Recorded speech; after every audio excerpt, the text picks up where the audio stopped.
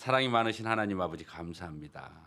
많은 사랑 가운데 저희들 먼저 말씀 앞에 불러주시고 하나님의 크고 놀라우신 사랑을 깨닫게 해주신 거 너무나 감사합니다.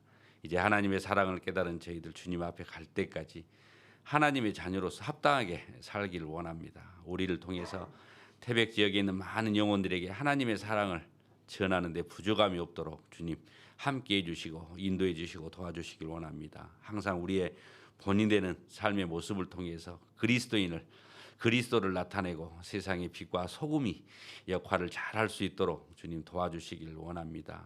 또 첫 번째 대집회를 주님이 함께해 주심으로 또 하나님께 영광 돌리는 귀한 또 시간을 가질 수 있도록 인도해 주신 것 너무나 감사합니다. 우리의 수고와 또 헌신이 헛되지 않도록 도와주시길 원합니다. 함께 해서 우리가 같이 주님의 사랑과 은혜를 받아야 되나 부득이한 형편과 사정으로 이 자리에 함께하지 못한 우리 식구들이 있습니다. 어디에 어떠한 형편에 있든지 독인한 은혜와 또 사랑을 부어주시길 원합니다. 우리 이정임 어머니 지금 암으로 투병 중에 있습니다. 추위의 손길 주님께서 함께해 주셔서 빨리 회복돼서 함께 교제할 수 있도록 도와주시옵소서. 시종을 주님께 의지합니다. 저희를 사랑하시는 예수님 이름으로 감사하며 기도드렸습니다. 아멘. 오늘 말씀은 에베소서입니다. 에베소서 1장. 에베소서 1장. 에베소서 1장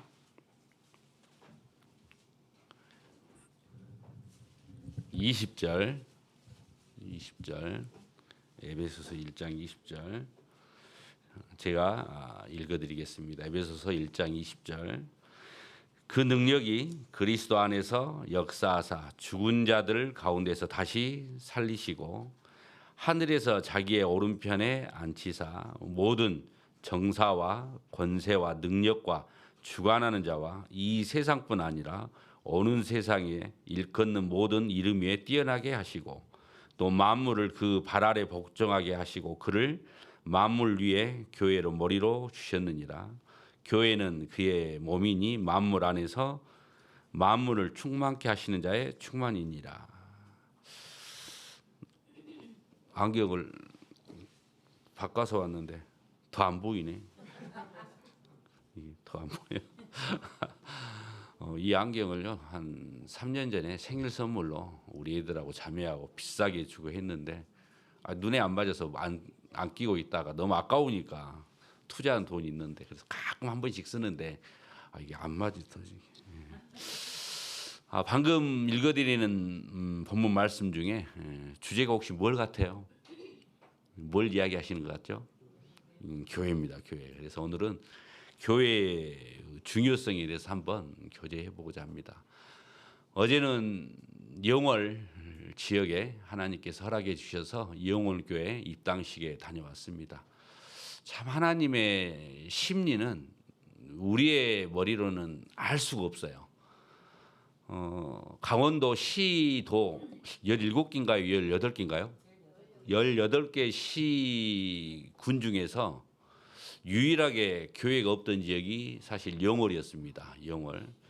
그런데 제가 태백에 와서 인근을 이렇게 좀 돌아보니까 바닷가 쪽 말고 삼척이나 동해나 이런 강릉은 워낙 관광 도시고 큰 도시이기 때문에 놔두고 내륙 쪽에 있는 도시 태백도 이건 도시인가 헷갈리는데 이렇게 정선이나 평창이나 이렇게 영월이나 제가 단양은 아직 안 가봤습니다만 이 내륙 쪽에서 봤을 때 도시 여건 사람이 사는 그 행정 구역상 여건이 영월이 굉장히 좋더라고요.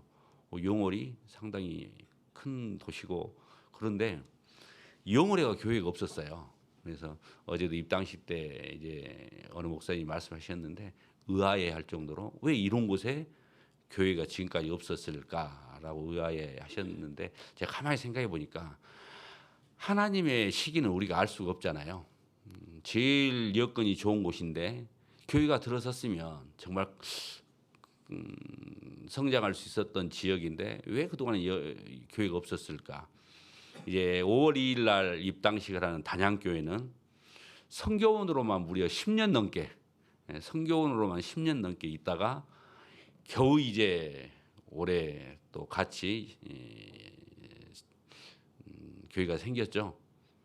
보통 성교원이 생기고 한 2, 3년 있다가 교회가 생기는 경우가 우리 그 교회를 보면 대부분 그런 형태로 이렇게 교회가 생기는데 영월은 참 특이한 곳이에요. 하나님의 섭리로 교회가 세워진 것이에요. 우리 교회가 이렇게 보통 보면 원교회가 있어요. 원교회가 있고 그 교회에서 이렇게 자립을 해요. 이제 떨어진다. 그쪽 지역이 좀 교회에서 머니까 그쪽 쪽에 교제하시는 형제 자매님들이 이제 교회를 이렇게 새로 자립을 하는데 예를 들어서 이제 뭐 이건 뭐 숨길 일도 아니니까 강릉 지역도 보면 주문진이 좀 멀어요. 강릉 교회에서 그래서 지금 강릉 교회에서 주문진 교회를 자립을 시키려고 그쪽이 한 교회 구역이래요. 그래서 지금 추진을 하고 있어요. 대부분 교회가 생기는 경우가 그런 식으로 교회가 생깁니다. 그런데 이영월은 모 교회가 없어요. 떨어져 나간 교회가 없어요. 그냥 이영월 지역에 교회를 만듭시다라고 이야기한 지가 한 1년 됐고 성교원은 생긴 지가 작년 5월에 생겼으니까 성교원 생기고 6개월 만에 교회가 자립한 경우는 이영월이 아마 처음이에요. 그래서 왜 하나님께서 이렇게 늦게 교회를 허락하셨을까라고 생각해 보니까 제 개인 생각이에요. 요즘 강원도에서 제일 핫한 곳이 어디죠? 영월처럼 핫한 곳은 없어요. 강원도에서 텅스텐이 터지더니 텅스텐이 뭔지 알죠? 요즘 텅스텐이 미국에서 뭐 그 텅스텐은 이런 핵심 그 부품 원료로 사용하는 굉장히 귀한 재료예요. 근데 그동안 미국에서 중국산의 90%를 의존을 했어요. 근데 요즘 미국이 가장 나이볼로 싫어하는 나라가 중국이잖아요. 그러니까 뭐 최근에 미국이 보면은 뭐 베네수엘라니 지금은 뭐 이란이니 막 이렇게 하는 것도 결론은 중국을 이렇게 억제하려고 하는 거예요. 베네수엘라, 이란에 있는 석유들이 다 어디로 가느냐? 다 중국으로 갑니다. 중국. 그래서 그것을 다 하려고 지금 이렇게 하고 있는데 그러니 중국도 그걸 모르겠어요. 미국이 나를 사랑하는지 싫어하는지를. 그러니까 텅스텐 가지고 지하자원 가지고 자꾸 미국을 캔슬을 놔요. 그런데 우리나라에서 텅스텐이 전에부터 있었지만은 우리나라 품질이 중국 거보다 더 좋답니다. 근데 100% 캐나다 회사 소유예요. 안타깝게도 우리나라에서 팔았어요. 그때는 이제 텅스텐 가치를 모르니까 팔았는데 캐나다에서 100% 소유권을 가지고 있고 거기에서 생산되는 거의 모든 물량을 미국으로 아마 갈 겁니다. 그러니까 미국이 얼마나 좋아하겠어요. 그 틈에 일본이 또 와가지고 우리도 조금 주면 안 될까? 라고 이야기한 적도 있죠. 좌우지간 핫한 곳이 영월이에요. 그러더니 느닷없이 또 뭔 예수님과 함께 사는 남자. 뭐 영화가 하나 개봉도 되니 지금 그것 때문에 국내뿐만이 아니라 지금 세계적으로 영월은 핫한 곳입니다. 그래서 마지막으로 지금 개봉했던 나라가 일본인데 일본은 엊그제 며칠 전에 개봉을 했어요. 이제 안 하다가 그래 또 시기 질투인가 영화를 험담하기 시작하는데 좌우지간 세계적으로 핫한 곳이 영월입니다. 그래서 하나님이 이때를 맞춰서 교회당을 설립하신 것 같아요. 그래서 어제 입당식에도 700명이 넘는 많은 분들이 오셨습니다. 그래서 어제 이제 입당식 때 들어보니까 어제 시작하는 인원이 38명. 그래서 최근에 입당식에서 이렇게 자립해서 생긴 교회 중에서 제일 조금 괜찮게 시작하는 것 같아요. 옛날에 태백이 자립할 때에 비하면 굉장히 핫한 조건에서 교육을 시작한 것 같습니다. 보니까 시장이 좋고 그래서 금방 성장할 것 같아요. 그러니까 하나님은 다 그 시기에 맞게 딱 교회당을 허락하신 것 같습니다. 그래서 교회는 틀림없이 하나님이 세우시고 하나님이 이끌어 가신 것이 맞습니다. 그래서 오늘 주제가 이제 교회의 중요성입니다. 지금 우리가 살고 있는 이 시대를 가만히 보면은 이제 뭐라고 부르냐면 성령의 시대다. 맞죠? 지금은 이제 성령이 사람들의 마음을 열어주고 성령이 복음을 깨닫게 해주고 구원받은 그리스도인을 성령이 인도해 가시기 때문에 성령 시대다라고 이야기하고, 또 내가 하는 것이 없이 은혜로 구원을 받는 시기라고 그래서 은혜 시대라고 합니다. 은혜 시대. 그리고 또 이방인의 시대라고 합니다. 이방인들이 하나님이 선택하신 이스라엘 민족이 예수님을 배척함으로 인해서 구원의 기회가 이제 우리 이방인들에게 온 겁니다. 그래서 이방인들이 구원받는 시기다. 그래서 지금은 이방인의 시대. 그래서 유대인이 됐든 이방인이 됐든 하나님의 크고 놀라우신 사랑을 깨달은 사람들이 모여 있는 곳, 그게 이제 교회이기 때문에 지금은 이제 또 교회 시대라고 말하기도 합니다. 그래서 지금 시대를 이렇게 부르면 성령 시대, 뭐 은혜 시대, 이방인의 시대, 그런데 무엇보다도 교회 시대. 하나님께서는 이 교회를 위해서 모든 것을 계획하셨고, 또 하나님의 이 교회를 통해서 복음의 비밀을 교회에 맡기셨어요. 그리고 복음을 전하는 일도 교회에 맡겨주셨습니다. 그래서 교회를 통해서 내가 구원도 받고 교회를 통해서 내 신앙이 성장하고, 그래서 교회를 통해서 하나님께서 구원받은 각 사람들을 인도도 해주시고 보호도 해주십니다. 그러니까 구원받는 것도 중요하지만은 다음으로 교회가 무엇인가를 바르게 우리가 알고 깨닫는 것이 신앙생활하는 데 있어서 굉장히 중요하다. 구원받은 사람들이, 거듭난 사람들이 신앙생활을 바르게 하는 것은 당연한 거잖아요. 그럼 신앙생활은 뭘 보고 신앙생활을 할까?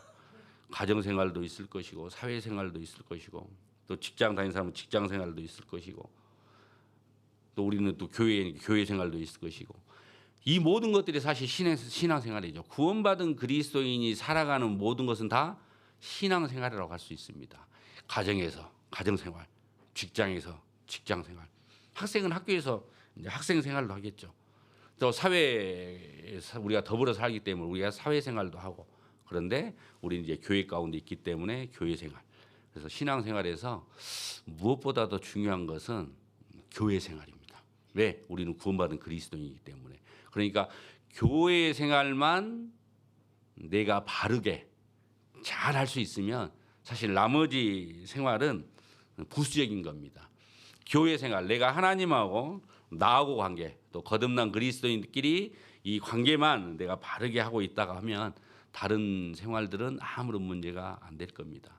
우리가 구원받은 이후에 내가 한 가지 원한 것이 있다고 하면 하나님 앞에 쓰임 받기를 원하는 마음이 있는 것은 당연하지 않겠어요? 구원받은 이후에 내가 하나님 앞에 쓰임 받는 것처럼 사실 중요한 것은 없습니다. 그런데 하나님 앞에 쓰임 받는다는 의미가 무엇일까? 교회에 쓰임 받는 거예요.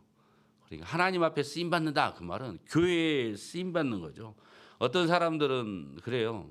구원받은 그리스도인이 직장에서도 쓰임 받고 때로는 더 크게 나라에서도 쓰임 받아요. 그런데 교회에서는 쓰임을 받지 못해. 어떤 사람은 사회에서는 별로 쓰임 받지 못하고 직장에서도 쓰임 받지 못하고 뭐 교우 관계에서도 별로 쓰임 받지 못하는데 교회에서 쓰임 받고 있다. 그럼 물어봅시다. 하나님 편에서 쓰임 받고 있는 사람은 어떤 사람이 쓰임 받고 있는 거죠? 정답입니다. 우리 아버님이 정답을 제대로 이야기하셨어요. 내가 아무리 내가 다니고 있는 직장, 사회에서, 국가에서 귀하게 쓰임 받고 있다고 해도 우리는 구원받은 그리스도인이잖아요. 우리가 제일 중요한 것은 하나님의 사랑을 깨달은 거듭난 그리스도인이기 때문에 우리는 하나님께 쓰임을 받아야 되고 교회의 쓰임을 받아야 되는데 다른 데는 다 쓰임 받는데 정작 하나님께 쓰임을 받지 못하고 있다. 교회에 쓰임 받지 못하고 있다. 그런데 내가 가진 것도 없고 능력도 없고 그래서 세상 사람들은 나를 별 볼 일 없이 보고 있고 세상 사람들은 나를 귀하게 보고 있지 않지만은 내가 교회에서는 정말 쓰임 받고 있다. 그러면 잠시 잠깐 후에 주님이 오시면 내가 주님 앞에 갔을 때 그게 바로 하나님 앞에 귀하게 쓰임 받고 있다는 것. 그게 더 중요하지 않을까요? 그러니까 우리는 구원받은 거듭난 이후에 정말 하나님 일에 쓰임 받는 것. 다른 말로 교회에 쓰임 받는 사람이 돼야 되지 않겠느냐. 그러려고 보면 교회가 무엇인지를 바르게, 교회가 얼마나 중요한지를 바르게 알고 사는 것이 너무나 중요한 거죠. 그런데 이것을 방해하는 존재가 항상 있죠. 나를 구원받지 못하게 하고 했던 방해하는 존재도 있었고, 구원받은 이후에도 하나님은 신앙생활을 바르게 하기를 원하는데, 우리는 교회 가운데 우리가 하나가 되기를 원하는데 그것을 방해하는 존재가 있잖아요. 사단은 항상 그것을 못하게 합니다. 그래서 사단은 한 사람 한 사람은 절대로 두려워하지 않습니다. 사단이 이 시대에 가장 두려워하는 것은 교회를 두려워하는 겁니다. 생각해 보십시오. 사단은 예수님도 유혹을 했잖아요. 예수님도 시험했잖아요. 가룟 유다도 넘어뜨렸잖아요. 그러니까 한 사람 한 사람 개인은 절대로 사단 마귀의 상대가 되지가 않습니다. 그런데 이 시대에 사단 마귀가 가장 두려워하는 것은 사실 교회입니다. 교회. 그래서 개인적으로 구원받는 것이 정말 중요하고, 두 번째는 구원받은 이후에 교회가 무엇이고 교회 생활을 그걸 깨닫는 게 정말 중요하다고 생각됩니다. 그래야 내가 구원받은 이후에 개인적으로도 바르게 살아갈 수 있고, 신앙인으로서 구원받은 그리스도인으로서, 그래야 또 우리가 태백 지역에 태백교회를 허락하신 것은 분명히 이 지역에 하나님의 사랑을 깨달아야 될 사람이 있고 복음을 전해야 될 사람이 있기 때문에 우리를 허락해 주셨잖아요. 그 일을 교회에다 맡기신 거예요. 복음 전하는 일을 교회에다 맡기셨죠. 그 일을 우리가 해야 됩니다. 그러려면 우리가 바르게 사는 것도 중요하고 우리가 하나가 되는 것도 중요합니다. 어제 입당식을 하는데 마지막 인사 말씀하는 목사님 멘트가, 영월 교회가 요즘 깨가 쏟아진대요. 깨가 쏟아져. 한번 물어봅시다. 깨는 언제 쏟아져요?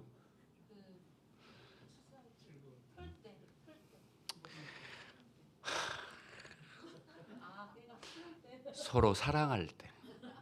신혼부부가 깨가 쏟아지죠. 예. 추수할 때는 깨를 털어요. 근데 깨가 쏟아지는 것은 뜨거운 사랑을 할 때 깨가 쏟아져요. 그런데 영월교회가 깨가 쏟아진대요. 왜?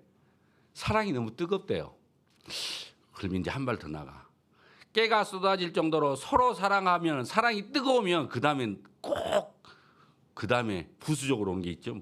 뭐가 있죠? 이세가 태어나. 그러냐, 부부가 뜨겁게 깨가 쏟아지면, 날마다 깨가 쏟아지면 얼마 안 있다가 이 10개월 후에 아기가 태어나잖아요.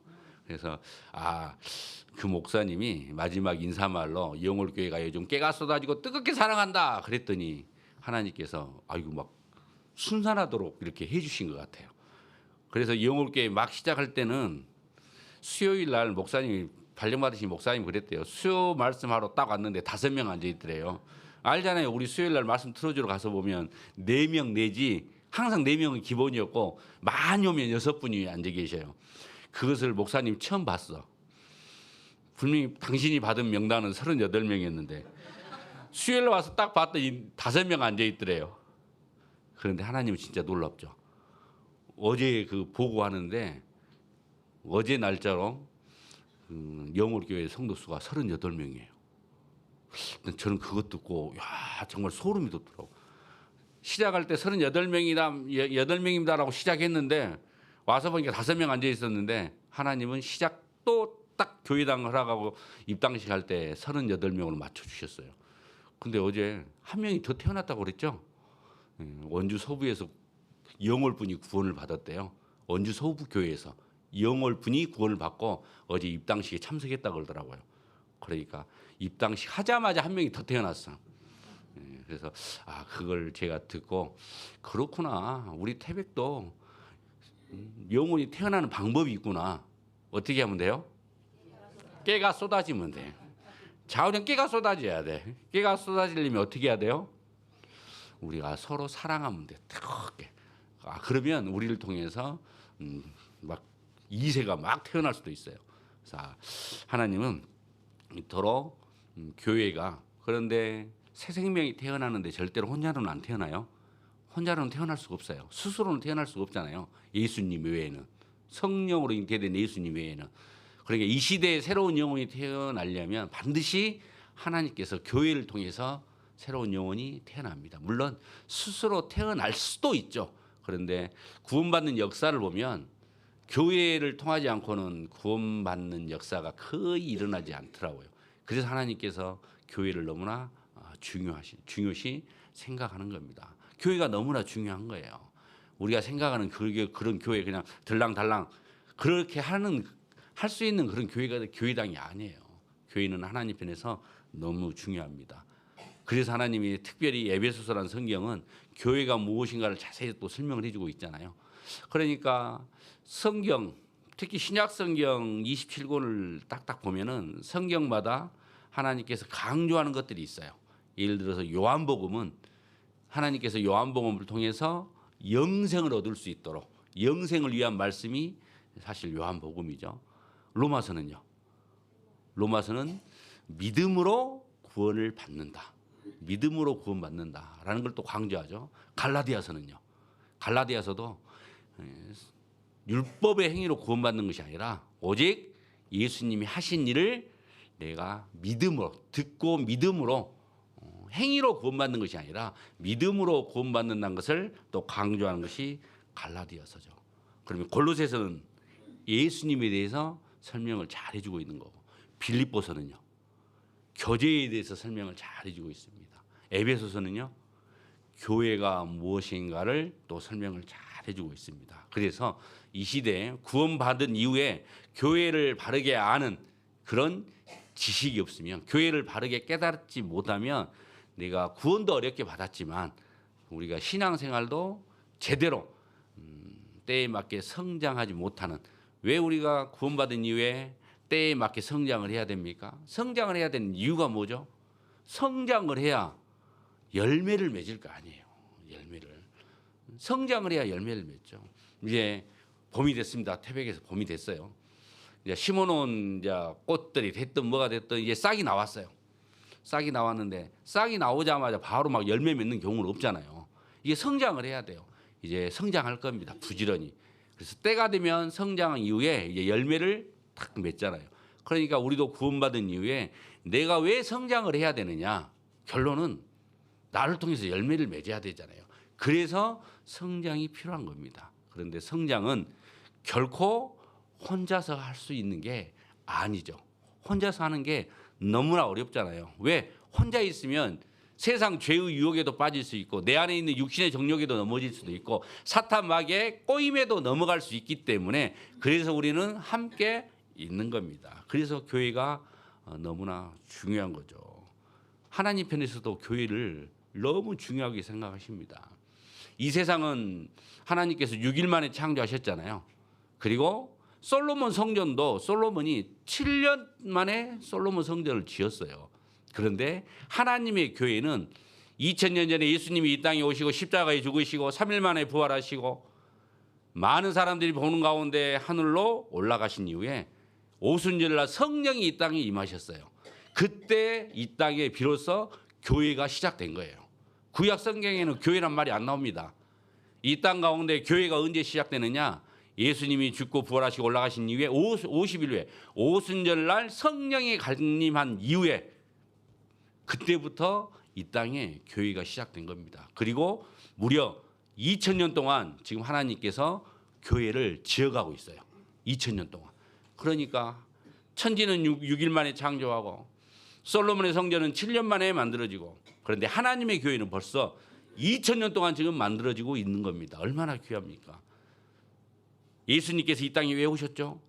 교회를 세우려고 이 땅에 오신 겁니다. 예수님께서 이 땅에 왜 다시 재림하시죠? 이제 그 교회를 데려가시려고 오는 거예요. 여기 잡으시고 마태복음 16장 잡으셔야 돼요. 마태복음 16장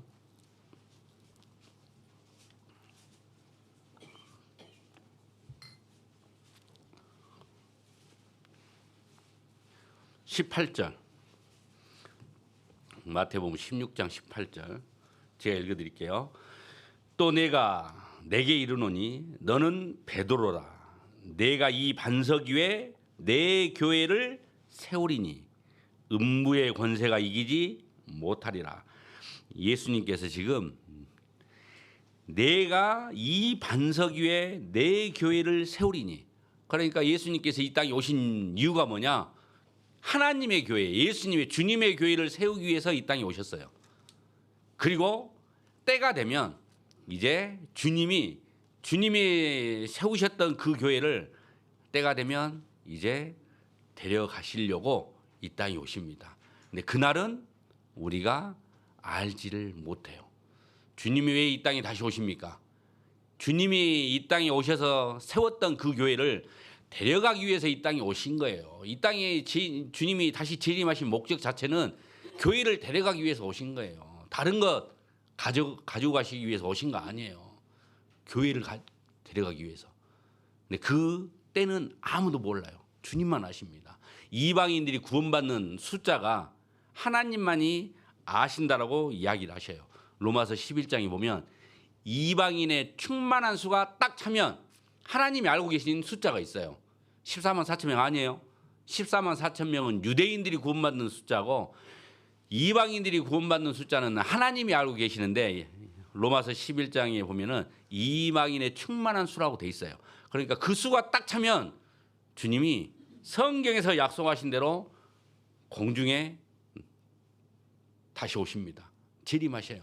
그리고 주님이 나타나는 순간 이 땅에 거듭난 그리스도인들은 전부 다 올라갈 겁니다. 죽은 자들이 먼저 일어난다고 그랬죠. 그리고 살아서 거듭난 그리스도인은 살아서 신령한 몸으로 변화돼서 올라갑니다.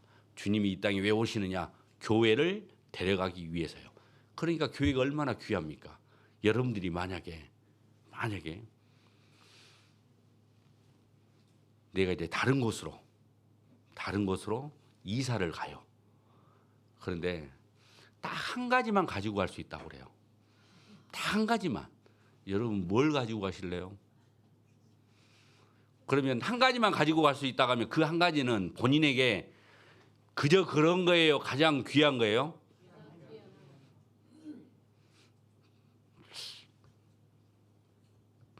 저한테 한번 물어보세요. 뭘 가지고 가려나?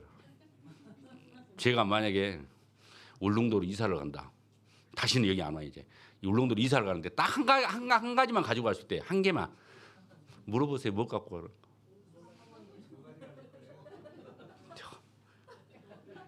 있어야 갖고 가지 없는데. 아유, 편하게 살랍니다. 우리 자매를 데리고 가야죠. 한 가지만 가지고 갈 수 있다고 하면 정말 그것은 본인에게 소중한 거잖아요. 주님이 이 땅에 오셔서 이 땅 가운데 딱 하나를 데려가신대요. 그게 교회예요, 교회. 그러니까 하나님 편에서 교회라는 것은 너무나 귀한 거죠. 너무나 소중한 거예요. 그 교회 가운데 지금 내가 있잖아요. 나라는 사람도 얼마나 하나님 편에서 보면 소중한 존재입니다. 왜 하나님께서 그렇게 교회를 귀하게 보시느냐? 사도행전 20장. 사도행전 20장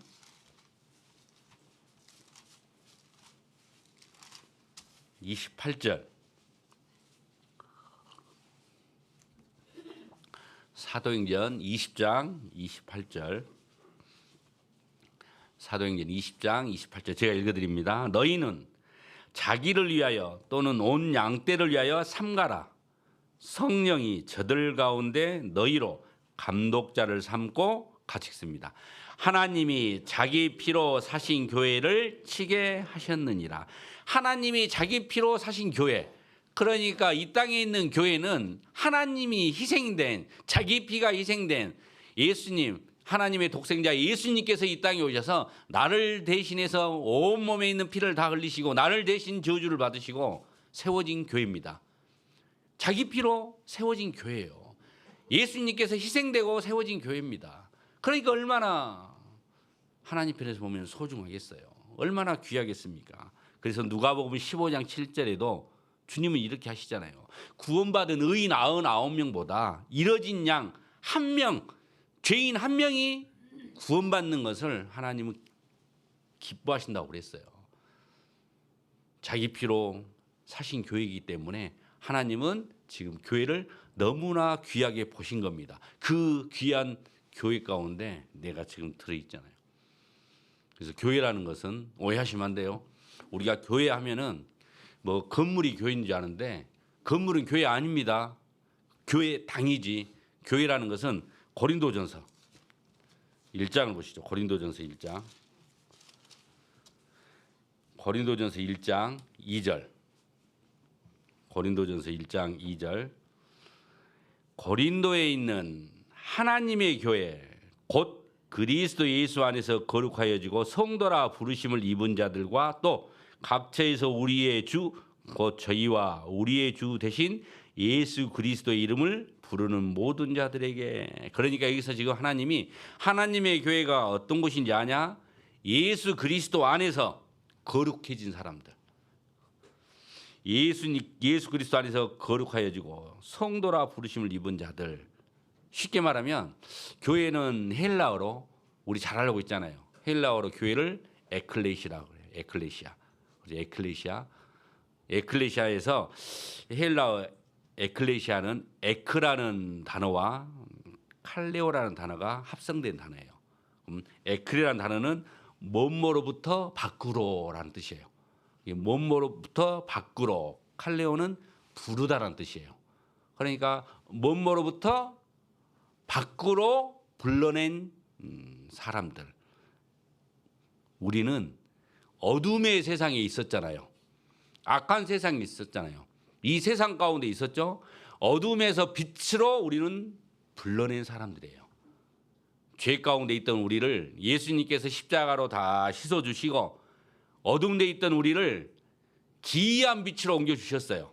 그 사람들을 에클레시아, 하나님 편에서 보면 거듭난 그리스도인들, 구별된 사람들이라는 뜻이에요. 그래서 우리는 세상에는 살지만 우리는 구별됐어요. 우리는 어둠 가운데 있지만 더 이상 어둠에 살지는 않아요. 우리는 이제 빛이 되신 주님이 우리를 불러주셨어요. 우리의 모든 죄를 다 씻어주셨죠. 우리는 이제 거룩해진 사람들이에요. 그거를 주님은 교회라고 부르고 있습니다. 그러니까 여기 건물은 교회 당이에요. 골로새서 조금 더 넘기면, 몇 장만 더 넘기면 골로새서 4장. 골로새서 4장 15절에 보면, 골로새서 4장 15절, 골로새서 4장 15절, 라오디게아에 있는 형제들과 룸바와 그 여자의 집에 있는 어디에 문안해요? 교회에 문안하고. 그러니까 라오디게아에 있는 구원받은 형제들과 룸바에 있는 구원받은 형제 자매들과 그 여자의 집에 있는 교회에 문안하고. 그래서 하나님 편에서 말씀하시는 교회라는 것은 거듭난 그리스도인들이 모여 있는 곳이 교회입니다. 구원받은 그리스도인들이 모여 있는 것이 교회입니다. 이것은 교회 당이에요. 그러니까 교회라는 것은 구약 성경에는 없었어요. 구약에는 교회란 말이 안 나와요. 신약에서 오순절날 성령이 강림하시고 그 이후에 이제 구원받은 그리스도인이 모여 있는 것을 하나님 편에서 교회라고 이야기했던 겁니다. 그런데 구약에는 교회가 없었냐? 아니, 교회의 모형, 교회의 그림자는 있었어요. 예를 들어서 이스라엘 민족이 애굽에서 나왔죠. 출애굽했죠. 광야에서 이제 40년 동안 젖과 꿀이 흐르는 땅을 40년 동안 갑니다. 이스라엘 민족들이 출애굽에서 이스라엘 민족들이 모여서 가고 있는 그 모습을 교회의 모형이라고도 이야기를 해요. 사도행전 7장, 사도행전 7장 38절,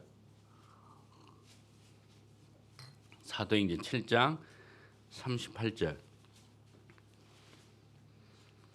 사도행전 7장 38절. 시내산에서 말하던 그 천사와 및 우리 조상들과 함께 무슨 교회요? 광야교회에 있었고 또 생명의 도를 받아 우리에게 주던 자가 이 사람이라. 그러니까 이스라엘 민족이 출애굽에서 광야를 가는 그 모습을 주님께서는 광야교회라고 이야기합니다. 그런데 아무나 이 광야교회에 들어갈 수 있는 것은 아니죠. 광야교회에 들어가려면 반드시 우리가 통과해야 될 것이 있어요. 이스라엘 민족이 출애굽에서 광야에 도착하려면 반드시 거쳐야 될 게 두 가지가 있어요. 첫 번째, 유월절 어린 양의 피를 우리는 통과해야 돼요. 이스라엘 민족이 마지막 10번째 재앙이 무슨 재앙이었죠? 장자를 죽이는 재앙이었잖아요. 그 장자를 죽이는 재앙에서 벗어나려면 하나님이 알려준 대로 하나님의 방법대로 그 집 안에 있는 인원수별로 어린 양을 잡으라고 그랬잖아요. 그리고 그 피를 문 좌우 설주와 임방에 바르라고 그랬어요. 재앙이 임할 때 그 피를 볼 때 어떻게 한다겠죠? 넘어간다. 피를 볼 때 넘어간다고 그랬어요. 그러니까 어린 양을 잡아서 그 고기는 숯불에 구워 먹고 그 피를 바르는 거예요. 문에 바르는 거예요. 그러면 재앙이 내릴 때 피를 볼 때 넘어간다는 그걸 우리가 유월절이라고 하잖아요. 너물유, 너물절. 그러니까 거기를 통과해야 되고 유월절 그 어린 양의 피를 통과한 다음에 우리는 또 홍해를 건넜어야 되죠. 우리 시대에 지금 여러분은 유월절 어린 양을 건너셨어요? 옛날에 광야교회에 도착했던 이스라엘 민족이 유월절 어린 양을 통과했던 것처럼 이 시대의 유월절 어린 양은 누구세요? 정말로 그렇게 믿으세요? 고린도전서 5장을 보시죠. 고린도전서 5장. 고린도전서 5장.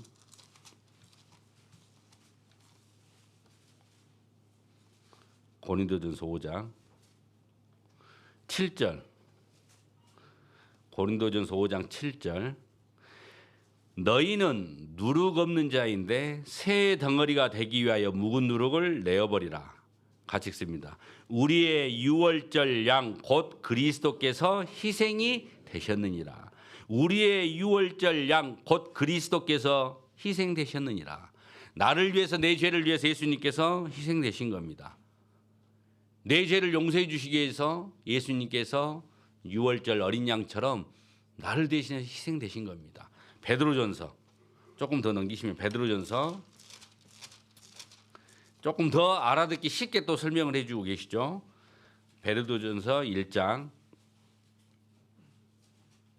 18절 1장 18절 너희가 알거니와 너희 조상의 유전한 망령된 행실에서 구속된 것을 너 알고 있지 않냐? 너희들 알고 있지 않냐? 너희 조상들이 그 죄에서 구속된 것, 그 구속된 것, 죄값을 지불한 것은 은이나 금같이 없어질 것으로 한 것이 아니요. 너희들 알고 있지 않냐? 망령된 행실, 죄에서 그 죄값을 지불한 것은 물질적인 것, 자기 노력, 자기 의가 아니지 않냐? 은이나 금으로 한 것이 아니지 않냐? 그러면 뭘로 우리 죄가 없어진 겁니까? 19절 같이 읽습니다. 오직 흠없고 점없는 어린 양 같은 그리스도의 보배로운 피로 한 것이니라. 그러니까 예수님 피가 아니면 내 죄는 절대로 씻어질 수가 없잖아요. 내 죄는 예수님이 흘리신 피로만 내 죄값은 지불된 거죠. 그걸 이야기하잖아요. 우리는 유월절 어린 양을 통과했죠? 통과 안 하셨네. 유월절 어린 양을 다 내 마음 가운데 받아들이고 계시잖아요. 내 죄를 뭘로 씻었습니까? 내가 열심히 하니까 씻어주시던가요? 내가 선한 일을 하니까 씻어주시던가요? 아니잖아요. 내가 잘난 것도 없고 내가 내세울 것도 없지만 나는 항상 내 자신을 보면은 항상 부족하고 모자라지만 예수님의 십자가의 그 보혈이 내 모든 죄를 용서했다는 사실, 그 사실을 나는 믿고 있어요. 그게 하나님 편에서 보면 유월절 어린 양 그리스도의 보배의 피를 내 마음에 받아들이고 있는 거죠. 그래서 나를 의롭다라고 해주신 겁니다. 그리고 그 이후에 홍해를 건넌 것처럼 이제 우리는 또 침례라는 의식을 다 치렀잖아요. 침례가 무슨 뜻입니까? 이제 옛날에 구원받기 전에, 거듭나기 전에 어둠에 있었던 영마이는 죽었습니다라는 것을 만천하에 알리는 거예요. 이제 하나님의 자녀가 됐습니다. 그것을 알리는 겁니다. 예수님의 십자가의 피로 내가 거듭났어요. 그건 사실이잖아요. 그런데 이제 만천하에 알리는 겁니다. 나는 이제 하나님의 자녀가 됐습니다. 거듭났습니다. 나는 이제 물에 들어갔다. 그 말은 나는 이제 옛날에 나는 죽었습니다. 이제 나는 새 사람이 됐습니다. 라는 의미로 다시 물에서 올라오잖아요. 새 사람답게 살려고. 거듭난 그리스도인답게 살려고. 우리가 혼인신고를 하는 순간 부부는 성립되죠. 혼인신고만 하는 순간 우리는 부부가 된 겁니다. 법적으로 부부가. 그런데 왜 결혼식을 하죠? 축의금 걷어들이려고. 만천하에 공포하는 거예요. 이제 우리 둘이는 부부가 됐으니까 그러면 공부하면 잘 살겠어요? 뭘 살겠어요? 이제 잘 살려고. 떳떳하게 모든 사람들에게 우리 둘이는 부부가 됐으니까 이제 부부답게 가정이 있는 사람답게 잘 살기 위해서 만천하에 공포하는 겁니다. 그게 우리가 침례를 받는 의식이에요. 이제 만민 앞에서 많은 사람들 앞에서 나는 새로운 사람이 됐습니다라고 굳은 결심을 하는 거죠. 그게 홍해를 걷는 거죠. 그러니까 교회라는 것은 교회 건물이 아니라 구원받은 그리스도인이 모여 있는 곳, 그게 교회인 겁니다. 그런데 그 교회의 구성원이 되려면 반드시 예수님의 십자가의 피, 흠없고 저없는 어린 양의 보배로운 피, 그 피로 내 죄가 영원히 속죄된 사람, 그 사람만이 교회의 일원이 될 수 있는 겁니다. 자, 교회는 누가 계셔요? 하나님이 함께 하신 곳이에요. 교회는 하나님이 계셔요. 구원받는 순간 성령이 내 안에 들어오신다고 했죠. 그러니까 나와 주님이 함께 하시고 구원받은 그리스도인이 모여 있는 곳에 주님이 함께 하십니다. 마태복음 18장 20절에 보면 두세 사람이 내 이름으로 모인 곳에 주님이 함께 하신다고 했어요. 구원받은 거듭난 그리스도인 두세 사람이 모인 곳에 하나님의 이름으로 모인 곳에 주님이 같이 있으신대요. 주님이 지금 우리와 함께 하셔요. 왜 함께 하시느냐? 우리를 지켜주시고 인도하시려고요. 언제까지 함께 하실까요? 세상 끝날까지 함께 하셔요. 마태복음 마지막 28장. 마태복음 28장 20절. 마태복음 28장 20절. 마태복음 28장 20절. 내가 너희에게 분부한 모든 것을 가르쳐 지키게 하라. 볼지어다. 같이 읽습니다. 내가 세상 끝날까지 너희와 항상 함께 있으리라 하시니라. 그러니까 구원받은 그리스도인 이 교회 안에 주님이 함께 하십니다. 주님이 함께 하시고 우리 나를 지켜주시고 보호해주시고 인도하십니다. 나를 인도하셔요. 언제까지요? 세상 끝날까지. 이스라엘 민족이 출애굽해서 홍해를 건너고 광야에 있을 때 그 광야 교회의 이스라엘 민족이 하나님이 함께 하셨어요. 왜 이스라엘 민족을 출애굽했냐? 하나님이 함께 하시려고 출애굽시켰다라고 이야기하십니다. 하나님이 함께 하시려고. 왜 하나님께서 어두운 세상 가운데 나를 불러내셨느냐? 나와 함께 하시려고요. 왜 태백 지역의 태백교회를 허락하셨느냐? 이 태백교회에 하나님이 함께 하시려고요. 그러니까 우리는 거룩한 곳이에요. 구약성경 민수기라는 성경 봅시다. 민수기 9장. 민수기 9장. 신명기 앞에 레위기서 뒤에 민수기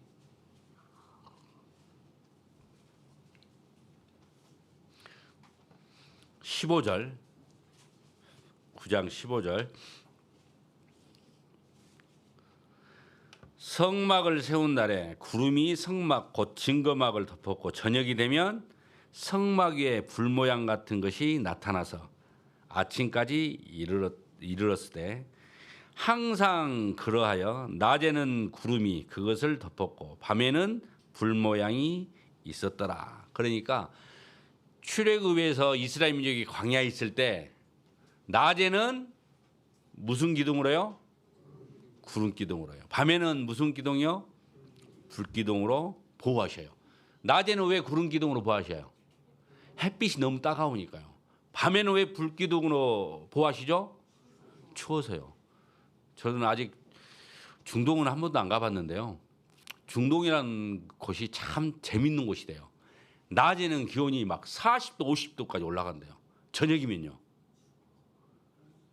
저녁이면 기온이 급속도로 떨어진대. 근데 영하로 떨어진다는 것이 아니라 우리 가끔 그 작년 재작년에 대만에서 100몇 명 죽은 적 있었죠?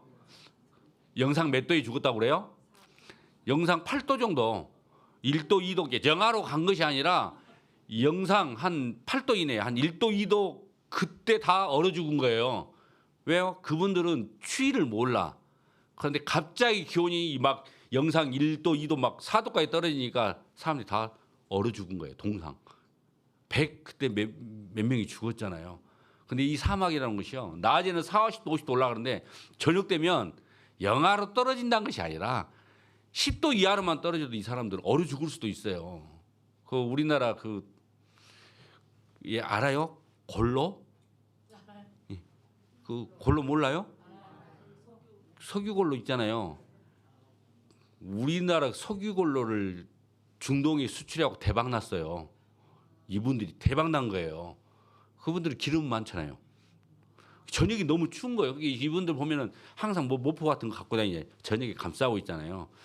우리나라 사람이 그걸 가서 보고 중국에서 먼저 뭘 뭐 하나 팔았대요. 근데 중국 제품은 형편이 없어서 우리나라 사람이 그것을 중동 지방에 팔아갖고 대박이 났대요. 우리나라 사람들은 대단해요. 사막밖에 없는 사막에다가 뭘 팔아요? 석유골을 팔아요. 우리나라 사람은 저기 뭐죠? 북극 지방에다 냉장고 팔 사람들이 우리나라 사람들은 대단한 민족이에요. 요즘 그 지금 전쟁 때문에 세계에서 에너지 때문에 난리죠. 그런데 우리나라가 또 뜨고 있잖아요. 항공유, 비행기 항공유에 80에서 90%를 우리나라 항공유를 써요. 우리는 기름이 안 나죠. 기름을 가져다가 우리는 기름을 걸러요, 걸러. 그걸 정제한다 그러잖아요. 각 기름사 뭐 호남정이 없어졌지. LG정이나 이런 데서 정제를 해가지고 그걸 다시 팔아요. 항공유 같은 거 다시 팔아요, 되팔아. 근데 우리나라에서 이제 우리나라 쓸 것도 없으니까 못 판다 그러니까 난리가 난 거예요. 빨리 좀 팔아달라고. 하나님께서 광야에 있었던 이스라엘 민족을 그렇게 보호하신 거예요. 낮에는 너무 덥지 않게 구름 기둥으로, 밤에는 춥지 않게 불 기둥으로 다 보호하신 거예요. 광야교회에 주님이 항상 함께 하신 것처럼 태백교회에 지금 주님이 함께 하셔요. 우리의 형편과 사정을 다 아십니다. 각 사람의 형편과 사정을 다 아십니다. 그리고 거기에 맞게 하나님께서 우리를 인도해 가셔요. 우리가 해야 될 일은 뭐죠? 하나님의 인도하심을 믿고 하나님이 가라고 한 대로 따라가면 돼요. 그런데 이때 보세요. 이 이스라엘 민족이 광야에 머물고 있다가 이제 이동을 해야 돼요. 그럼 어떨 때 이동을 한가요? 구름 기둥이 떠올라요. 잘 있다가 기름기 딱 떠오르는 순간 어떻게 해야 돼요? 짐 싸야 돼요. 얼른 싸야 돼. 얼른 싸. 쫙 가요. 이제 이동하면 그걸 따라가는 거예요. 쫙 따라가다가 하루 만에 멈추면 서야 돼요. 일주일 가면 일주일 따라가야 돼요. 그러니까 이스라엘 민족은 내가 가고 싶을 때, 내가 가고 싶은 곳으로 가는 것이 아니라 가고 싶은 그 시기는 구름이 뜨면 가는 거예요. 구름이 멈추면 짐 푸는 거예요. 인도하신 대로 가는 거죠. 광야교회는 하나님이 인도하신 대로 따라가는 거예요. 내가 더 머물고 싶다 해서 머물 수 있는 것도 아니고 내가 저쪽으로 가고 싶다 해서도 가는 것이 아니라 구름 기둥이 떠서 이동하는 대로 따라가는 게 그게 광야교회였습니다. 태백교회도 마찬가지입니다. 태백교회도 주님이 우리를 인도해 가셔요. 내가 가고 싶은 대로, 내가 하고 싶은 대로 하는 것이 태백교회가 아니죠.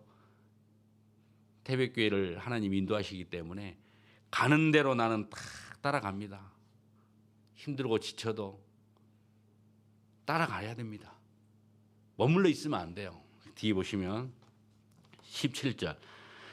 구름이 성막에서 떠오르는 때에는 이스라엘 자손이 곧 진행하였고 구름이 머무는 곳에 이스라엘 자손이 진을 쳤으니. 그러니까 구름이 떠오르면 짐 싸서 가야 돼요.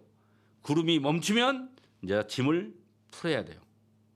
19절 구름이 장막 위에 머무는 날이 어레일 때에는 이스라엘 자손이 여호와의 명을 지켜 진행치 아니하였으며 혹시 구름이 장막 위에 머무는 날이 적을 때에도 그들이 다만 여호와의 명을 쫓아 유진하고 여호와의 명을 쫓아 진행하였으며 혹시 구름이 저녁 때부터 아침까지 있다가 아침에 그 구름이 떠오를 때에는 그들이 진행하였고 구름이 밤낮 있다가 떠오르면 곧 진행하였습니다. 이건 무슨 말이죠?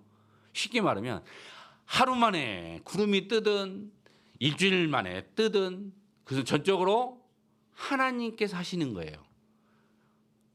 내 생각이야. 피곤해 죽겠구만. 일주일 동안 걸어와서 겨우 실고 짐을 풀만 했더니 갑자기 구름이 떠올라. 짐 싸야 돼요, 안 싸야 돼요? 싸야 돼요. 이번에는 지금 여기 머무는 곳이 너무 안 좋아. 돌도 유난히 많고 너무 힘들어. 일주일만 머물렀으면 좋겠는데 하나님은 한 달을 머물게 하시네.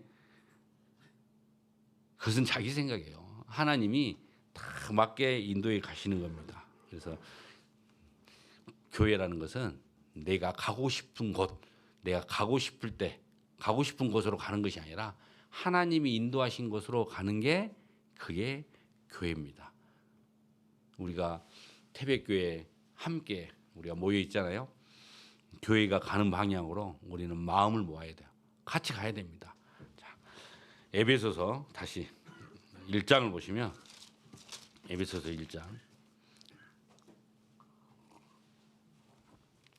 에베소서는 교회에 대해서 가장 잘 설명하고 있다고 그랬죠. 에베소서 1장 22절 23절을 다시 읽어드릴게요. 또 만물을 그 발 아래 복종하게 하시고 그를 만물 위에 교회의 머리로 주셨느니라. 교회는 그의 몸이니 만물 안에서 만물을 충만케 하신 자의 충만이니라. 지금 교회를 설명하는데 교회가 만물 위에 있대요. 만물 위에. 이 만물 위에 교회가 있답니다. 그러니까 얼마나 하나님 편에서 보면 교회를 귀하게 보시는 겁니까? 그리고 이 교회에 모든 충만한 곳이 다 차 있는 곳이 교회래요. 그러니까 우리는 구원받은 이후에 이 교회에 머무는 것은 마땅한 겁니다. 그래서 주님께서 우리에게 뭐라고 하셨죠?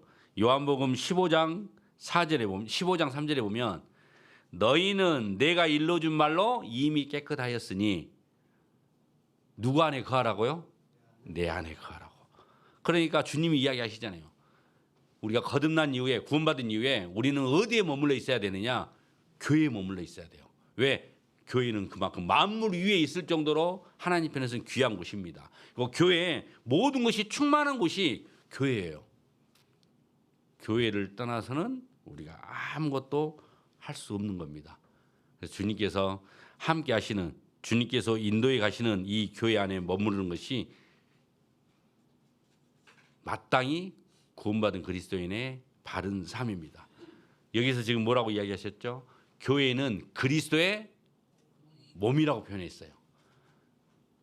주님은 우리의 머리 되시고 교회는 그리스도의 몸이래요. 그러니까 몸과 머리는 하나가 돼야 됩니까? 따로 놉니까? 하나가 돼야 되죠. 고린도전서 12장 27절에 보면 너희는 그리스도의 몸이요 지체의 각 부분이다라고 이야기했어요. 그러니까 우리는 당연히 몸 안에 있는 것이 당연한 겁니다. 그리고 에베소서 1장에서는 이 교회가 하나님의 비밀이래요. 하나님의 비밀. 1장 4절 보세요. 4절 하나님의 비밀이고 이 비밀은 하나님이 창세전에 이미 예비하셨다고 돼 있어요. 1장 4절 곧 창세전에 그리스도 안에서 우리를 택하사 우리로 사랑 안에서 그 앞에 거룩하고 흠이 없게 하시려고 그 기쁘신 뜻대로 우리를 예정하사 예수 그리스도로 말미암아 자기 아들들이 되게 하셨으니 7절 우리가 그리스도 안에서 그의 은혜의 풍성함을 따라 그의 피로 말미암아 구속 곧 죄 사함을 얻었으니 3장을 봅시다. 3장 10절. 이는 이제 교회로 말미암아 하늘에서 정사와 권세들에게 하나님의 각종 지혜를 알게 하려 하심이니 곧 영원부터 우리 주 그리스도 예수 안에서 예정하신 뜻대로 하신 것이라. 자, 여기서 하나님이 이 교회를 예정하셨다고 분명히 이야기하셨는데 여기서 예정하셨다라고 이야기하니까 이걸 잘못 이해한 교단에서는 이걸 어떻게 이야기를 하냐면 하나님의 자녀가 되는 것, 구원받은 그리스도인은 이미 예정돼 있다라고 이야기를 해요. 그렇게 가르치는 교단이 있어요. 이걸 보고 이제 예정론이라고 하는데 하나님은 모든 걸 아셔요. 모든 걸 아니까 한 사람 한 사람이 이 사람은 구원받을 사람, 이 사람은 구원 못 받을 사람 이미 다 알고 예정을 해놨대. 이 사람은 하나님 자녀 될 사람은 이미 예정돼 있어요. 이 사람은 예정이 안 돼 있어. 그러면 한번 물어봅시다. 예정돼 있다는 것은 하나님의 자녀가 됐다는 거고 거듭나고 구원받았다는 사람인데 그러면 예정된 사람은 죽어서 어디 가요? 예정이 안 돼 있는 사람은 어디 가요? 그럼 여러분은 예정돼 있어요? 예정 안 돼 있어요? 헷갈려요? 잘 생각해 봐요. 하나님은 예정을 해놨대요. 각 사람을 다 예정했대. 어떻게 예정했냐? 이 사람은 구원받을 사람, 이 사람은 구원 안 받을 사람 이미 예정돼 있대요. 그럼 예정된 사람은 구원받은 사람은 죽어서 천국 가는 거예요. 예정 안 된 사람, 구원 못 받은 사람은 죽어서 지옥 가는 거예요. 한 사람 한 사람씩 각 사람을 예정을 해놓으셨다. 이걸 그렇게 해석하는 거예요. 그러면 보세요. 디모데전서 2장 4절에 하나님은 모든 사람이 구원을 받으며 진리를 아는 데 이르기를 원하시느니라 뻥이요. 그게 거짓말이잖아요. 하나님은 다 예정해놓고 성경에다 살짝 미안하니까 하나님 모든 사람이 구원받기를 원한다? 가로 써놔야지. 다 예정된 사람만. 그러잖아요. 이건 하나님의 사랑하고는 전혀 틀린 말이죠. 그러니까 성경을 자의적으로 해석하면 안 되고 성경 전체를 봤을 때 여기서 예정됐다는 것은 무엇을 예정하셨냐면 예수님을 예정하신 거예요. 교회를 예정하신 거죠. 그러니까 사람들이 죄 때문에 그 죄 문제를 스스로 해결할 수 없다는 것을 하나님이 이미 아시니까 그 죄 문제를 해결하려고 예수님을 구원자 메시아를 보내준다는 것을 예정하신 거예요. 그래서 예수님이 피를 흘려서 모든 사람들, 온 세상 사람들 하면은 못 알아먹을까 봐 보라 세상 죄를 지고 가는 하나님의 어린 양이로다. 세상을 하면은 또 혹시 자기를 뺄까 봐 요한일서에 온 세상이라고 말했잖아요. 온 세상. 그러니까 예수님이 십자가를 흘리신 피로 온 세상 사람들의 죄를 대속하실 것을 이미 예정하셨어요. 계획하셨어요. 그리고 그 사실을 듣고 마음에 받아들이는 사람이 그 교회의 일원이 되는 거예요. 아직도 긴가민가. 자, 이렇게 봅시다. 삼척에 지난주 뉴스를 보니까 야, 삼척에 꽃 축제를 하는데 무슨 꽃이다. 진짜 이쁜 꽃이 있던데. 삼척에 꽃밭이 있던데. 유채꽃 맞아. 유채꽃 맞아. 와. 그 유채꽃 축제를 하더라고요. 거기서 축제를 해요. 그럼 그 축제는 1년 전부터 계획을 해요. 딱 하고 3월 20일부터 3월 25일까지 어디 일대에서 유채꽃 축제를 합니다라고 이미 공고를 하고 다 했어요. 그 축제가 내 축제가 되려면 내가 그 축제 기간 안에 그 축제에 참석을 해야 돼요.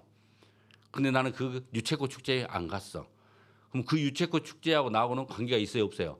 아무런 관계가 없어요. 내가 거기에 실제로 참여해야 그 축제가 내 축제가 되는 거예요.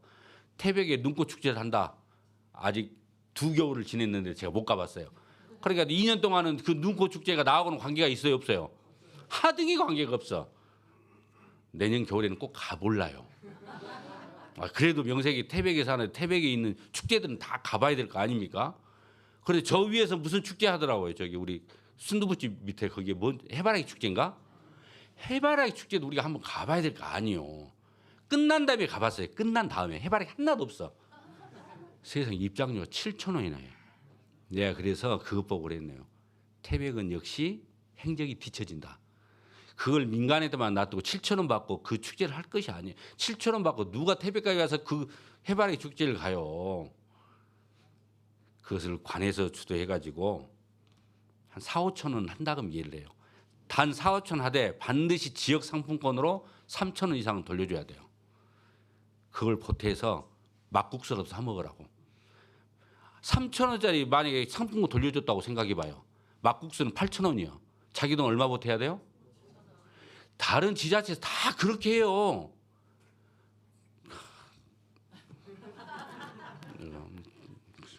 나라님도 우리가 기도해 줘야 돼요. 그러니까 여기서 예정했단 말은 한 사람씩을 예정했다는 것이 아니라 예수님을 통해서 교회를 예정했다는 거예요. 교회를. 그 사실을 듣고 내가 받아들일 때 나는 그 이론이 되는 거죠. 나는 예수님의 십자가의 피로 나는 교회의 이론이 되는 겁니다. 그것을 지금 이야기하는 거예요. 그다음에 2장 20절. 2장 20절. 너희는 사도들과 선지자들의 터 위에 세우심을 입은 자라 그리스도 예수께서 친히 모퉁이 돌이 되셨느니라. 그의 안에서 건물마다 서로 연결하여 주 안에서 성전이 되어가고. 그러니까 주님께서 친히 모퉁이 돌이 되셔서 이제 우리들을 서로 연결해 가지고 이제 이 교회를 지어 가신대요. 교회를 누가 지어가요? 주님이 지어 가신대요. 친히 모퉁이 돌이 되셔서 주님이 이 교회의 머리가 되셔서 주님께서 이 교회를 지어져 가신답니다. 그러니까 내가 할 일은 주님이 쓰시겠다 하면 나는 그 쓰임에 맡겨야 돼요. 주님이 이 돌을 가져다가 여기에 끼우신다 하면은 어떻게 거부를 해야 돼요? 튕겨야 돼요? 그대로 있어야 됩니까? 예. 그런데 주님이 여기에 끼우려고 하니까 안 맞아. 모퉁이를 좀 털어내야 돼. 정으로 좀 털어내. 그러니까 그것을 거부해야 돼요. 주님이 털어내면 털어낸 대로 딱 맞게 있어야 됩니까? 주님이 친히 모퉁이 돌이 되셔서 주님이 이 교회를 지금 세워 가신다니까요. 나중에 4장에서 더 자세히 설명해 드릴게요. 그러니까 우리는 주님이 친히 모퉁이 돌이 되셨는데, 그리고 주님이 서로 우리를 연결해서 지금 건물을 짓고 있는데, 우리는 그 쓰임에 맞게 거부하지 말고 주님이 갖다 쓰신다 하면 주님 쓰십시오. 쓰려고 하니까 조금 이 부분은 털어내야 돼. 턴다 하면 뜻대로 털어주십시오 라고 해야 돼요. 그런데 우리는 주님 알죠? 내 성격 알죠? 나는 이 성격 못 배워요. 나는 이 성격 못 고칩니다. 그건 본인 생각이죠. 본인은 못 고쳐요. 그런데 주님은 고치신다니까요. 어떻게 구원은 언제 받으셨는가 모르지만 구원받은 이후에 조금 주님이 정으로 몇 대 쳤을 것인데 쳐가지고 어떻게 좀 떨어져 나간 부분들이 있어요? 아니 나는 절대로 안 떨어질랍니다. 안 되는데 주님이 치시면 친 대로. 그러니까 구원받은 이후에 가만히 자기 자신 한번 생각해 보세요. 본인의 단점은 주님하고 본인이 알아요. 알죠, 단점. 그런데 알면서도 지금 수년이 지났는데도 어떤 분은 막 10년, 20년이 지났는데도 그 단점을 아직도 못 고친 분이 계셔요. 그러죠? 주님께 맡기셔야 돼요. 맡기시고 분명히 자기의 약점은 나는 못해요. 나는 못하니까 주님한테 맡기면 주님이 그것을 탁탁 쳐서 서로 연결시켜줘요. 단 어디가 있어야 돼요? 교회 안에 있어야 주인이 갖다 써서 때리기도 하죠. 그리고 끼우기도 하는 거예요. 교회를 떠나서는 아무것도 할 수 없는 거예요. 그래서 2장에서는 주님이 우리를 세워 가신다는 것을 강조하고 있는 거예요. 3장 4절. 3절부터 제가 읽어드립니다. 3장 3절. 곧 계시로 내게 비밀을 알게 하신 것은 내가 이미 대강 기록함과 같으니 4절 같이 읽습니다.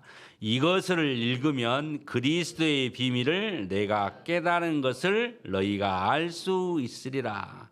주님께서 지금 그리스도의 비밀, 그리스도 예수님께서 비밀이래요. 비밀. 3장 9절. 영원부터 만물을 창조하신 하나님 속에 감추었던 비밀의 경륜이 어떠한 것을 드러내게 하려 하십니다. 그러니까 주님이 비밀이시대요. 다 5장 32절. 5장 32절. 5장 32절 같이 읽습니다. 이 비밀이 크도다. 내가 그리스도와 교회에 대하여 말하노라. 그러니까 이 비밀이 크다. 비밀이 큰데 그 비밀이 뭐냐? 그리스도와 교회래요. 하나님은 교회하고 그리스도를 비밀이라고 해놓으셨어요. 6장 4절. 6장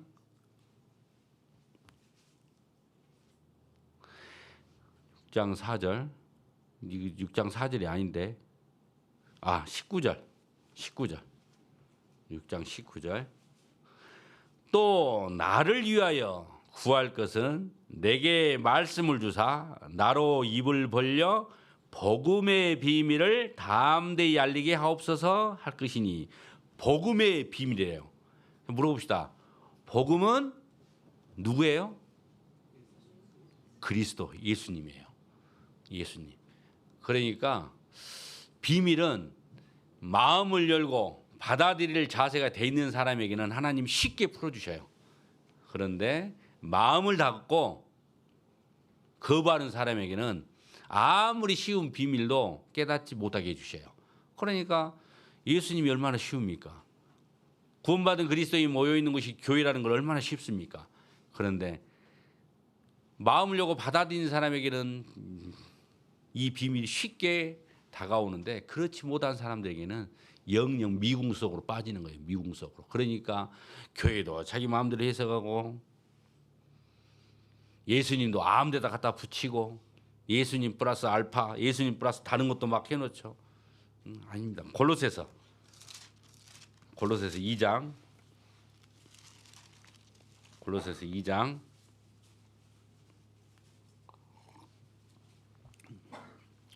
2절. 이는 저희로 마음의 위안을 받고 사랑 안에서 연합하여 원만한 이해의 모든 부요에 이르러 같이 읽습니다. 하나님의 비밀인 그리스도를 깨닫게 하려 함이라. 하나님의 비밀인 그리스도를 깨닫게 하려고요. 예수님이 이 땅에 왜 오셨습니까? 죄인을 구원하려요. 죄인을 구원하려고 이 땅에 오신 거예요. 예수님 왜 십자가에 죽으셔야 되죠? 하나님의 범위니까요. 죄의 싹성 사망. 흠없는 사람, 흠없는 짐승이 죽어서 이스라엘 민족의 죄를 용서한 것처럼 내 죄는 흠없는 분이 대신 죽어줘야 돼요. 이 세상 전체에 흠없는 분이 누굽니까? 이 세상 전체에 죄 없는 분이 누구죠? 하나님밖에 없어요. 하나님밖에. 그런데 하나님은 영으로 계시기 때문에 육신이 없잖아요. 흠없는 죄 없는 하나님이 나를 대신해서 죽어주고 싶어도 몸이 없잖아요.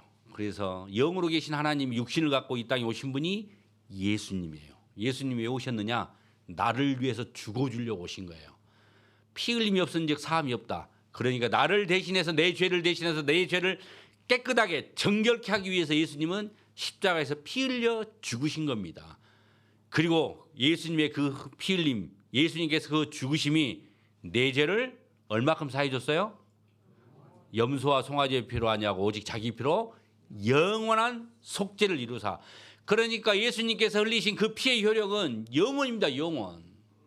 일시적인 것이 아니라 다른 교회에서는 그것을 일시적인 걸로 일부러 지금까지 지은 죄만 용서하고 앞으로 지을 죄는 정성을 들여라. 성경에 어디 그게 나와 있어요. 그러니까 여기서 말하는 그리스도의 비밀, 하나님의 비밀 그리스도는 예수님이 누구신지, 예수님이 이 땅에 왜 오셨는지, 예수님이 하신 일이 무엇인지, 예수님의 하신 일과 나하고는 무슨 관계가 있는지 이것을 성경대로 바르게 알고 내가 받아들이는 것, 그게 깨달은 겁니다. 깨달은 거. 여기 중에서요 한두 가지만 제대로 못 깨달아도 그것은 하나님 앞에 가면 너 누구냐예요. 하나님도 잘 믿어요. 예수님도 잘 믿어요. 예수님이 누구시라는 것도 잘 압니다. 영으로 계신 하나님이 성육신 했다는 것도 잘 믿어요. 내가 죄인한 것도 믿습니다. 예수님께서 나를 대신해서 속죄 희생되셨다는 것도 믿어요. 그런데 영원한 속죄를 안 믿는다. 그건 꽝이에요. 영원한 속죄를 안 믿는데 내가 만약에 영원한 속죄를 안 믿으면 내일 지을 죄는 하나님의 법으로 반드시 피 흘려 죽어야 되는데 그러면 누가 죽어야 되죠? 그럼 얼른 전하셔야지 하나님한테. 예수님 한 번만 더 와주시죠. 내가 또 미워했습니다. 내가 그 구역장 조장을 또 미워했어요. 얼른 오세요. 하나님이 답이 왔어. 이번 주는 바쁘니까 내가 다음 주에 갈게. 근데 이번 주에 신장마비로 죽어버렸네. 그럼 어떻게 하라고요? 이런 말도 안 되는 불합리한 속죄가 어디가 있습니까? 그러니까 성경에 분명히 써놨잖아요. 영원한 속죄. 저는 영원한 속죄 하면은 저는 공에 있는 그 할머니는 나는 잊을 수가 없어요. 제가 전에 말씀드렸잖아요. 80세 암 선고받은 할머니. 일반교회를 50년 이상 다녔다니까요. 그 할머니가. 복음 상담하러 갔어요. 구원 상담하러. 그때 담임 목사님이셨던 배 목사님이 그 할머니에게 물어봤어요. 구원 상담하러 간 거예요. 다른 거 없어. 구원 상담하러. 암 환자라니까 우리는 곧 오늘 내일 할 줄 알았어. 80세가 넘었으니까. 아이 가서 탁 문을 열어보고 깜짝 놀라. 그때는 코로나 전이라서 병원에 마음대로 들어갈 때요.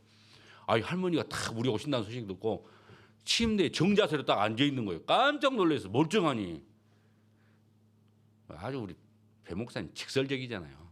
인사말 끝나자마자 바로 직선적으로 딱 쏴버린 거예요. 할머니 지금 죽어도 천국 갈 수 있습니까? 딱 물어보더라고. 있대요. 아이 가죠. 그래서 천국 갈 수 있다라고 대답하신 분의 일반 교회를 그렇게 5, 60년 그렇게 오래 다니신 어르신들 중에서 10명 중에 9은 천국 갈 수 있습니까? 라고 물어보면 9명은 아이고 아직 부족해요 라고 이야기해요. 그 중에 한 명은 자신 있게 대답해요. 갈 수 있지요. 그러면 그 자신 있게 대답한 한 명 중에서도 90%는 자기 열심이에요. 내가 교회에다 한 것이 얼만데. 저는 이런 할머니도 봤어요. 시골 교회에서 건축한다고 2천만 원 모아놓은 걸 헌금했어요. 그 할머니는 그 2천만 원이 딱 구원의 확증이에요. 절대 안 놔 이것을. 수양이 몇 번 왔는데도 절대 이걸 못 버려. 얼레고 꼬시고 달래고 해서 그걸 놓게 했죠. 얼레고 그 어르신한테 이것을 무시해버리면 큰일 나버려요. 마음 딱 닿는 계기가 되는 거예요. 그러니까 요거 2천만 원은 엄청난 거 대단한 거 우리 할머니 메리굿 나동부단 거 그걸 한다고 딱 지켜 세워줘야 돼. 그리고 나서 할머니 그거 말고 또 다른 것도 있으니까 한번 들어보시라고. 할머니는 딱 그게 딱 갖고 있는 거예요. 구원의 징표로. 9명은 그 한 명 중에서도 90%는 자기 열심이에요. 자기 열심. 근데 그 80세 먹은 공 할머니는 나머지 한 명이 딱 들어간 거예요. 딱 자신 있게 이야기하길래 우리는 벌써 딱 알았지. 아, 할머니가 또 내가 다닌 교회 다닌 연수가 몇 년이고 직분이 얼마고 내가 교회에 한 것이 얼마인데 그 말이 나올 줄 알았어요. 그래서 딱 할머니 구원 받으셨다면 그럼 구원 받은 간증 한번 해보세요. 딱 했더니 그 할머니 입에서 탁 나온 것이 그 히브리서 9장 12절 그것을 암송하는 거예요. 염소와 송아지를 필요하지 않고 오직 자기 피로 영원한 속죄를 주사 단번에 성소에 들어가셨느니라 하면서 부연 설명을 이렇게 하셨다니까요. 내가 성경 읽기를 좋아합니다. 1년에 한 번씩만 읽었어도 이 성경을 내가 50번 읽었습니다. 이 구절을. 그런데 당신은 항상 교회를 다니면서도 죄 때문에 마음이 짓눌려 있었대요. 이 죄를 어이할고. 그런데 어느 날 이 말씀을 딱 읽는 순간 갑자기 영원한 속죄라고? 영원한 속죄라고? 아, 그럼 예수님이 내가 태어나서 죽을 때까지 모든 죄를 다 가져가셨단 말이구나. 아, 그렇구나. 그런데 괜히 내가 죄 때문에 고민했네. 그 말을 딱 간증을 하셨어요. 그러시면서 하시는 말씀이, 내가 고운교회에 가서, 다른 교회 다니세요. 하도 누가 가보자 했나 봐. 고운교회 가서 일주일간 딱 말씀을 듣는데 자기가 그렇게 읽다가 깨우쳤던 것을 그대로 다 이야기해 주대요. 그래서 자기가, 할머니가 속으로 생각했대요. 야, 이 교회가 정말 성경적으로 제대로 가르쳐준 교회구나 라고 딱 생각하고 돌아와서, 당신은 이미 인정줄이 50년 60년 인정줄 있잖아요. 당신은 안 가고 그때부터 손자들, 자기 딸들, 너희들 가려면 저리 가, 가려면 저리 가. 그래서 손주가, 할머니가 가라는 저리 가가지고 고운교회와 구원받은 거예요.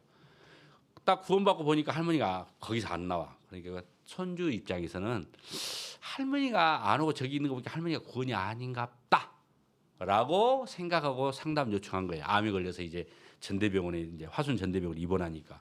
그래서 가서 상담을 해보니까, 여러분 어떻게 듣기에도, 여러분 이 할머니 구원 받으셨어요? 안 받으셨어요? 받으신 거 같죠? 그래서 그때 배 목사님이 할머니 손 딱 잡고, 할머니 멋쟁이, 할머니 빨리 쾌하시고 할머니 지금처럼 다니던 교회 열심히 잘 다니세요 하고 왔어요. 그러니까 그리스도의 비밀, 하나님의 비밀, 예수님이에요. 그 예수님을 통해서 완성한 교회, 그게 하나님의 비밀입니다.